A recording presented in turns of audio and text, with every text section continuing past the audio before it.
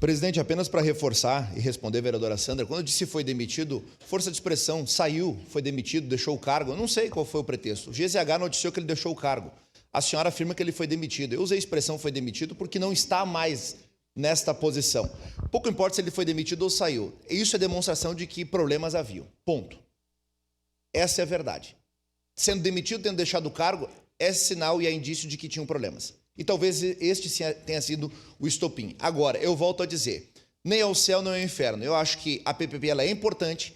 Caxias do Sul, no longo prazo, pode se pagar com esse investimento que é feito. Tem que avaliar o número de escolas, avaliar, inclusive, a possibilidade de inclusão de escolas fundamentais nesta conta, porque também, uma vez que nós temos um número enorme de escolas de educação infantil, lá ali na frente pode ser que tenha necessidade de escolas de educação fundamental.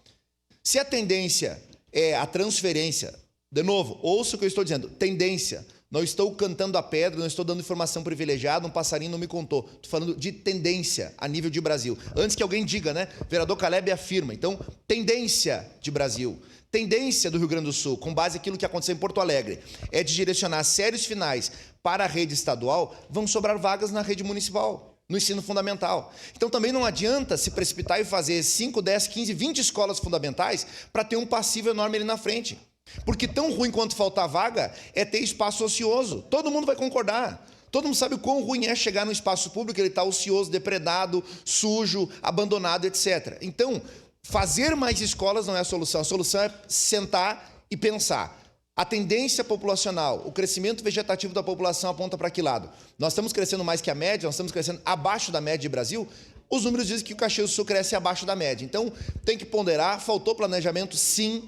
Eu alertei sobre isso em outubro do ano passado, vou sempre afirmar isso, há 8 meses eu falei disso, antes de assinar lá no mês de novembro eu disse, nós precisamos rever o número.